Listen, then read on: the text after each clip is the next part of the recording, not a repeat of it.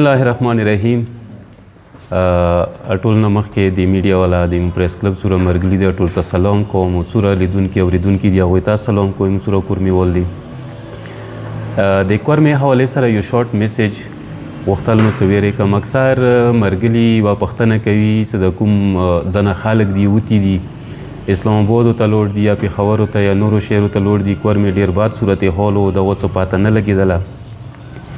نو ډېرو مرګلو به دي ګواهي وکړي هغوی ته پاته دی چې زه څه کوم ټیم کې لوړ وم چې هغه وخت کې کورمي حالات بالکل ټیک ټاک وو. مو لوړلو ما بچې یو ځنه مشکلات وو. هغه وخت کې د پارټۍ کوم پوزیشن و هغه ټولو ته پاته ټوله خبر وو. ما د بچیو ایجوکیشن خراب شوی و، بچي مو وړه وو. ما خپل بچي وبسل هغه ځای کې ما داخلي مخلې ورته وکړلې. نو وړه و بچي که زه راتللی هلته هم بچی او سره څوک نه و، خو بیا دې منځ کې حالات خراب شول. نو مو د قومي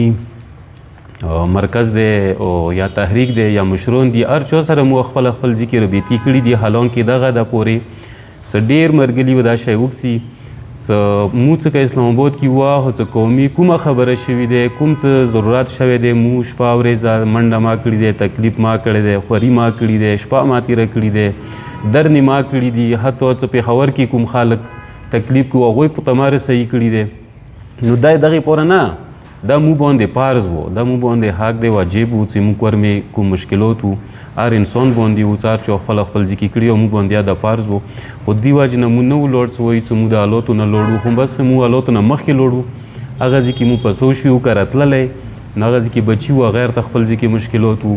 او دویمه دا چې زموږ شکر دی د کورمي زړه داسې دستورونه رواجونه شته دي چې هغه کې که اهل تشي دی که اهل سنت دی مشر لري نو هغه په یوې خبرې سړی سره پوهېږي. نو مو دلته انجمن دی تحریک دی مشران دي مو څه څوره پورې شوي دي هغوی سره مو ځي په ځي وخت په وخت مو رابطه کړي دی. نو هغوی څه کوم د امن پاره کوم پروسس و هر یوې کې مو منډه ترړاو سره کړي دی. نو کوم دی کوم نه مخکې مو نه شو تللی چې هغوی کوم اډر کړی دی څه خیل ته څه شی چې هغوی ویلي دي مو هغوی باندې لبیک ویلی دی. نو اوس هڅه د کوم حالات کسو د کوم امن حوالې سره کوم پروګرامونه شروع دي یا کلو کې کوم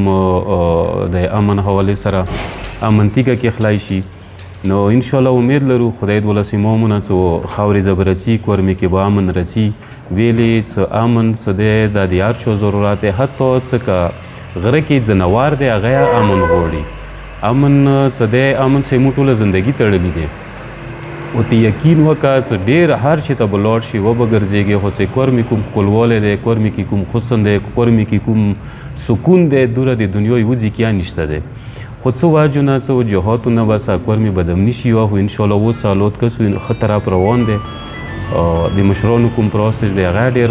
ښه صحیح طریقې سره روان دی. کلو کومې معاهدې کېږي.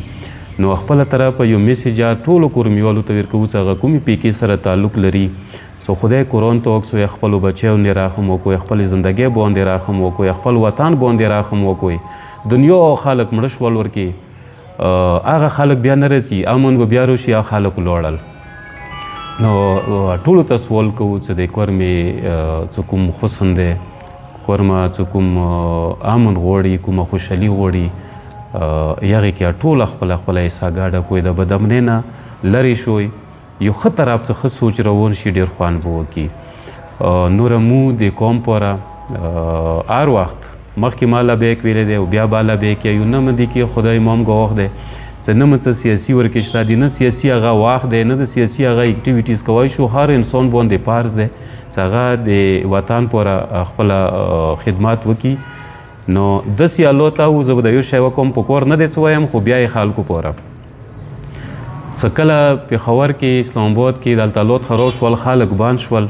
دریو هلته به تاسې میډیا نه لیدل جرګې مراکې خپل مو څوکو میټینګونه وو هغو ځایو کې چې یاره څه وکړو خو ډېر هغه نه بعد څه مو څوره کړي دي احتجاج یې درنې څه شی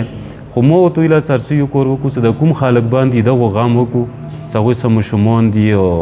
بچي دي ورسره ښځې دي ورسره هغوی ته خوراک چیکاک شپه ورځه.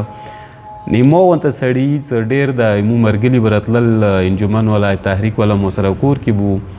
نو زه په دې فخر کوم چې مو یو وړوکی ونته کور دی خو بیا د کورمي پاره د خلکو پاره 3 4 کسان سره 3 4 میاشتې خپل کور کې وو حالانکې بچي مو وړه دي کور والا مو وه نوره وو